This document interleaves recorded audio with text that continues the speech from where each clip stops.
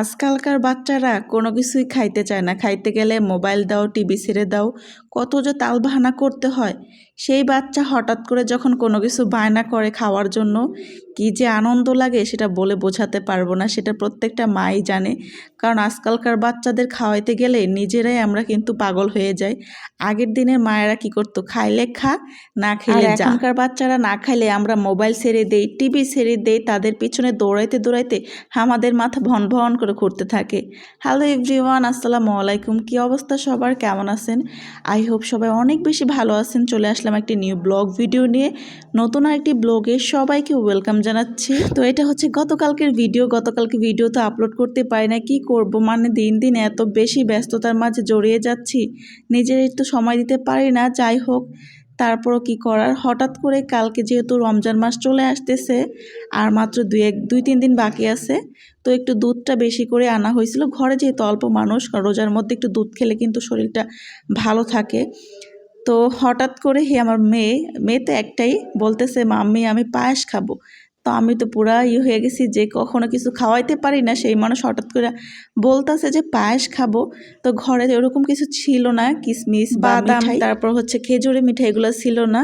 যা যা ছিল ওইগুলো দিয়ে হচ্ছে সামান্য কিছু পোলাওর চাল দিয়ে রান্না করে দিলাম। দুধ যতটুকু ছিল ওইটার মধ্যে আমি একদম অল্প 1 মুঠ চালের মতো দিয়ে একদম ঘন ঘন করে রান্না করছি।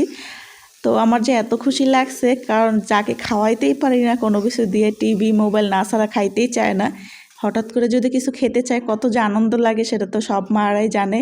তা আমাদের জন্য আবার ডিম পোস্ট করলাম দুইজনের জন্য, আর ওদের জন্য একটু পায়েস রান্না করলাম। আমি আবার রাইস কুকারে বসাবো দেখে একটু বড়, মানে রাইস কুকারের পাত্রটাই নিছি, কারণ রাইস কুকারের মধ্যে তার পাতিল বা অন্য কিছু বসানো যায় না। তো এই জন্যই হচ্ছে চালটা একটু ফুটাইয়া হালকা করে গ্যাসের চুলায় আর কি, তারপরে হচ্ছে আমি রাইস কুকারে বসাই দিছি।